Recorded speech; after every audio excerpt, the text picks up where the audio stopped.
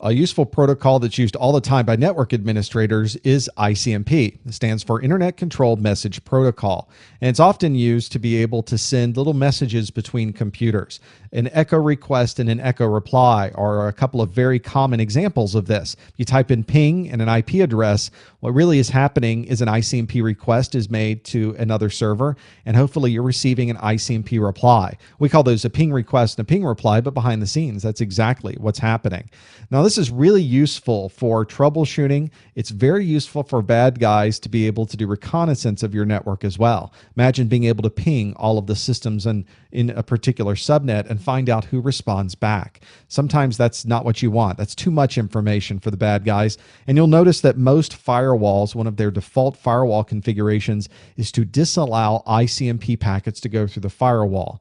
Now, there are other methods of ICMP that can do things like redirect different network connections. You could tell a router that that network's no longer located over here, it's located over in somewhere else. That might be a legitimate message, or that might be a completely illegitimate message. That might be the bad guys trying to redirect traffic over to their machines. So usually those are also restricted. At least those particular ICMP types of messages may be restricted. And if you ever go out somewhere and you see that you're trying to ping a device and you're trying to ping and it says, sorry, the destination host you're trying to ping is unreachable, that's because either that device really isn't on the network, or our security administrator was very smart and restricted access of ICMP through the firewall. No matter how much you try, you're never going to get a response back.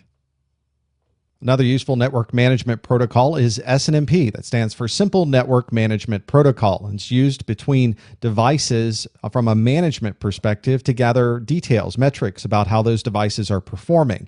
Very often you'll have a device that's in charge, has some SNMP software on it that is simply querying the devices, usually infrastructure devices in your environment, maybe asking a router, hey, on a particular interface, how many bytes have you seen come into that interface? And the router responds back with 210,506 bytes. Kind of boring, kind of very dry, but if you start compiling those metrics over long periods of time, you can start to see how much bandwidth might be going through a router. And these SNMP queries that can be done across many different variables. Many different routers will have hundreds or thousands of SNMP variables that you could query. What's the temperature inside of a server? How many people are connected to the device at this time? And you can gather a lot of details. If you're using SNMP version 1, there's different versions, 3 different versions of SNMP currently. This is the one that was original, and you're really asking for some very specific information and getting a response, and that entire communication is completely in the clear. It is not encrypted, it is not verified, and anybody who happened to be on the network between those two devices can see exactly what you're doing.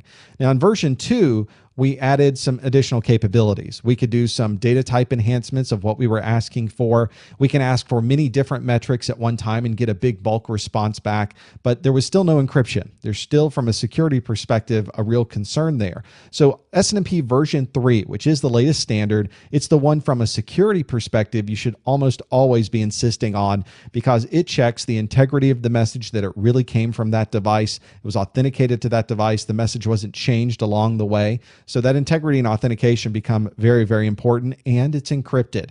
And the data that's going between the SNMP device and the reply that we're getting back is something that nobody can tap into to really see what's going on. And because this SNMP information can be very detailed about configurations and status and amount of traffic and a lot of details, you need to make sure that only you or people who are specific to understanding how those devices are running, maybe the manager of those devices, can only see this data. This is very, very critical data. If you know what to look at with SNMP, you can gather a lot of information about those devices. Also, from a security perspective, you should make sure that the devices that are out there that support SNMP can only be queried by your SNMP devices that are out here doing the querying. You don't want a third party to plug into your network and instantly be able to gather information via SNMP. So that's an important security concern, especially if you're using SNMP with all of your devices in your environment, to check on the status and availability of those machines.